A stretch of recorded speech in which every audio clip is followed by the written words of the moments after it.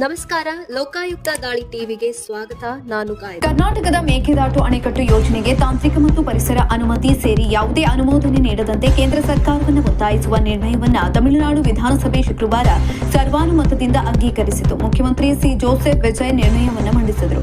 ಕಾವೇರಿ ನದಿಗೆ ಅಡ್ಡಲಾಗಿ ಮೇಕೆದಾಟು ಅಣೆಕಟ್ಟು ನಿರ್ಮಿಸುವ ಕರ್ನಾಟಕ ಸರ್ಕಾರದ ನಿರ್ಧಾರ ಏಕಪಕ್ಷೀಯ ಕ್ರಮವಾಗಿದೆ.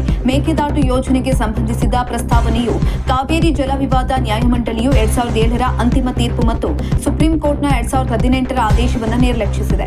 ಅಲ್ಲದೆ ಜಲಾನಯನ ರಾಜ್ಯಗಳ ಒಪ್ಪಿಗೆ ಅಥವಾ ಕೇಂದ್ರ ಸರ್ಕಾರದ ಅನುಮೋದನೆ ಇಲ್ಲದೆ ಇದನ್ನು ಅನುಸರಿಸಲಾಗಿದೆ. ಇಂತಹ ಕ್ರಮವು ಸ್ವೀಕಾರಾರ್ಹವಲ್ಲ ಅಂತ ವಿಜಯ್ ಮಂಡಿಸಿದ ನಿರ್ಣಯದಲ್ಲಿ ತಿಳಿಸಿದ್ದಾರೆ. ಕಾವೇರಿ ಜಲಾನಯನ ಪ್ರದೇಶವು ನೀರಿನ ಕೊರತೆ ಇರುವ ಪ್ರದೇಶವಾಗಿದೆ. ಲಭ್ಯವಿರುವ ನೀರನ್ನ ಈಗಾಗಲೇ ರಾಜ್ಯಗಳ ನಡುವೆ ಹಂಚಿಕೆ ಮಾಡಲಾಗಿದೆ ಅಂತ ನ್ಯಾಯಮಂಡಳಿ ಮತ್ತು ಸುಪ್ರೀಂ ಕೋರ್ಟ್ ಎರಡೂ ಗಮನಿಸಿದೆ.